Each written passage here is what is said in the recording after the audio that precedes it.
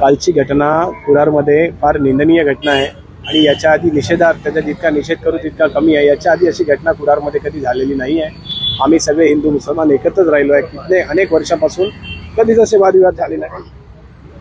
परंतु काल एका रिक्षातून दामूनगर मार्गे येत असताना लहान मुलं होती रिक्षामध्ये 3-4 आणि ते रिक्षामध्ये काही घोषणा जय श्रीराम अशा घोषणा श्रीरामाच्या घोषणा देत होत्या। या उद्या कालचा दिवस आमच्या गुढीपाडव्याचा आहे।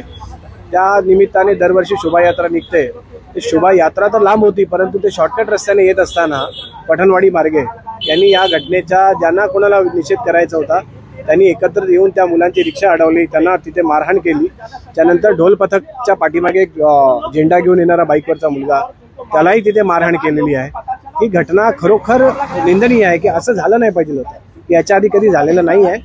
परंतु ज्यांनी कोणी या गोष्टीचा प्लॅनिंग करून या गोष्टी केलेल्या आहे आणि अचानक इतका मोठा मॉब एकत्र जमा होत नाही, यासाठी ज्यांनी कोणी लोकांना एकत्र आणण्याचा प्रयत्न करून, कारण की तिथून दरवर्षी शोभायात्रा जाते त्या पठणवाडीच्या नाक्यावरून, तर त्याला कुठे कोणाला हे नाही करायचं होतं ना, असा माझ्या मनातला एक विषय आहे।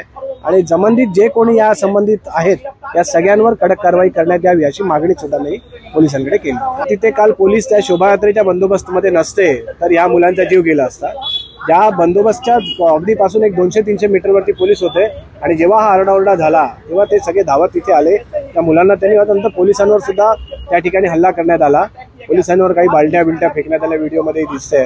परंतु हे सगळं चांगलं नाही। ज्यांनी कोणी या सगळ्या गोष्टी केल्या आहेत यांना पोलिसी खाक्या, यांना शासनाचा दंड आणि शासनाची ताकद जे चुकीचं काम करणार त्यांना दाखवून देण्याची उद्या गरज आहे। पोलिसांनी काल गुन्हा दाखल केलेला आहे परंतु अटक सत्र त्यांनी आता सकाळपासून सुरू केलेलं आहे। आता सगळे पोलीस अधिकारी सध्या तिथेच आहेत। आता लवकरात लवकर बघू किती जणांना अटक करतात। तुम्ही जे म्हणताय की जी व्हिडिओमध्ये तुम्ही घटना पाहताय ते पाहिल्याच्या नंतर असा संशय निर्माण होतो की अचानक एवढे लोक एकत्र येऊ शकत नाहीत, अचानक जमू शकत नाहीत। ते जमले असतील तर याच्या मागे काही ना काहीतरी संशय येतो, तर त्या संशयाचं निराकरण पोलिसांनी करायला पाहिजे।